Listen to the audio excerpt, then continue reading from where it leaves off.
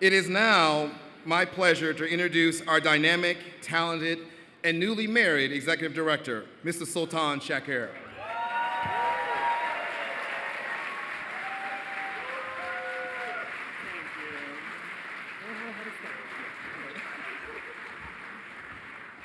Thank you, Dane.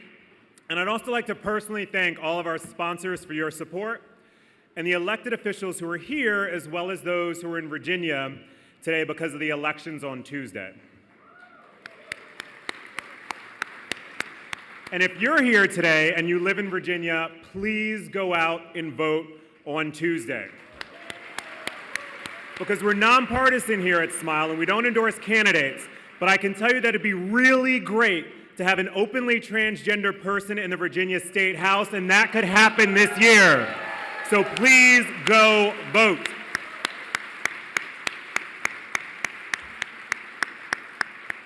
And I'd also like to honor another special guest who is the 2018 reigning queen of Miss Adams Morgan, Ava von Beaverhausen. And there she is.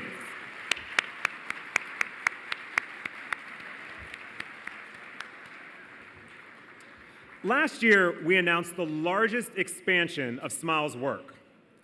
Our housing program opened its doors in January of this year. More than just a place for youth to rest, eat, and shower, this year-round program supports young people transitioning from homelessness to self-sufficiency. Thanks to your support, within the first few months of this program, we've seen some incredible results. We've seen youth who've been struggling to find employment finally secure well-paying jobs. We've seen youth who've been moving from house to house finally get a sense of security. These stories of success are exemplified by one of our youth named Ty. When we met him, he was sleeping in a car. He was storing his clothes in a closet in the metro, and he was washing in a restaurant bathroom. Shortly after beginning working with the team at SMYAL, attending life skills courses, and being the hard worker we knew he was, Ty secured a full-time job with benefits and retirement. Now he's working on budgeting and saving to secure his own place to fully become self-sufficient.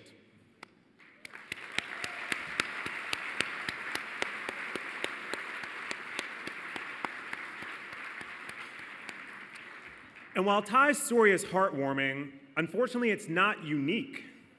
Every day at SMYAL we see courageous, hardworking, and incredibly strong young people who've been thrown out of their homes or have been forced to run away because of unsafe living situations. If we can continue to count on your support, together we can help support many more courageous, hardworking, and incredibly strong young people like Ty. And I can guarantee you that with your partnership, the youth we support today will become the leaders that we can count on tomorrow. We have even more exciting news to share this year. Earlier this year, we asked the Department of Human Services to look at the impact our program was having on the lives of youth here in DC, and to use that data to evaluate the success of the program.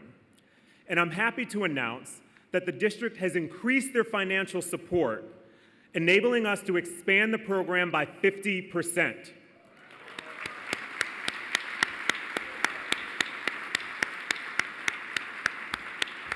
And this commitment represents an almost $500,000 annual investment in ensuring that our young people are no longer sleeping on the street simply because of their sexual orientation or their gender identity.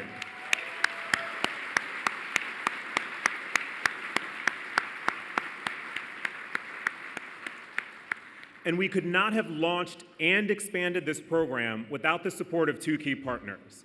So I want to thank the Department of Human Services for your support, as well as one of our incredible corporate sponsors, Verizon.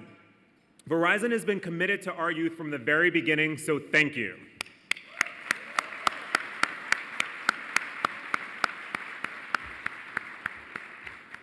And as exciting as this program is, and as quickly as we've launched and expanded it this year, we've also continued to focus on our core initiatives. We've expanded our youth center staff to bring on a great person by the name of Francisco. They focus on ensuring that our after-school and drop-in programming is meeting the evolving needs of our youth and providing experiences that are tied to our mission of supporting LGBTQ leaders. We also continue to expand our Youth Leadership Awards, a program that offers scholarships to out leaders to help reduce the financial burden of higher education. Each year, we announce the awards at Smile for Summer, which is hosted by our Young Donors Committee. And so I hope you'll join us for that amazing event as we recognize and honor the perseverance of so many of our inspiring young leaders. And this year, we also expanded our school-based work. Adolphe Johnson, our programs director, and her team have increased the number of schools in which they work to build and support gender and sexuality alliances, which are school-based, student-led groups. And these organizations and schools have been proven to reduce bullying and harassment by empowering young people to speak up about who they are. They are also the driving force in the work to educate teachers and administrators on effective ways to create safe and affirming climates in schools. As a part of our school-based work, the amazing team of staff, youth leaders, and volunteer organizers create the Leading with Pride conference every year, conducted with DC Public Schools and some of our community partners. The conference is organized by youth who present workshops to their peers and to adults on how to create gender and sexuality alliances in schools and how to create affirming spaces for other young people. With the rising number of young people expressing fear and anxiety resulting from the increased hate and violence that's taken over the country, this conference is more important than ever.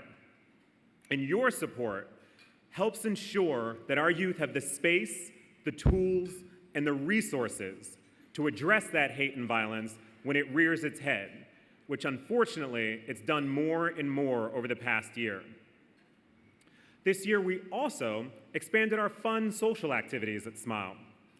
As adults, there are a lot of social activities that help build a sense of community and relationship.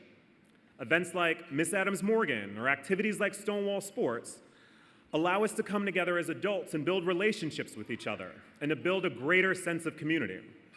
But for many youth, there aren't as many opportunities to connect in a fun, safe environment without worrying about hearing a nasty comment or getting a weird look.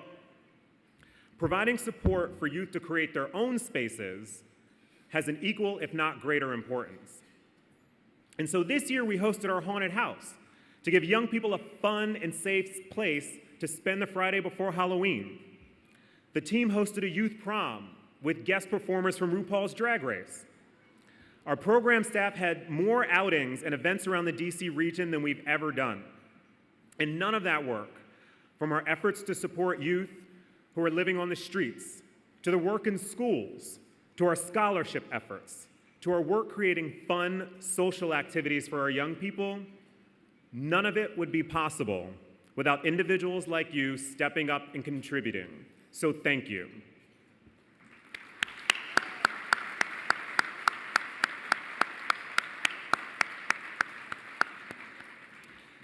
And as you know, today marks our 20th time coming together for brunch. After the meal, you'll hear from two young people who are currently in SMYAL's programs. This year is also our 34th year creating safe spaces and leadership development opportunities for youth. And being executive director, I often hear stories from our tens of thousands of alumni, some of whom are here today. I hear stories about the impact SMYAL has made, impact that has lasted for years and even decades. And so in a moment, the brunch service will begin. But before that, I want to share with you the story of one of our alumni, JR. In closing, I want to thank you again for joining us today and for your continued support for LGBTQ youth. We can do none of this work without you. So thank you.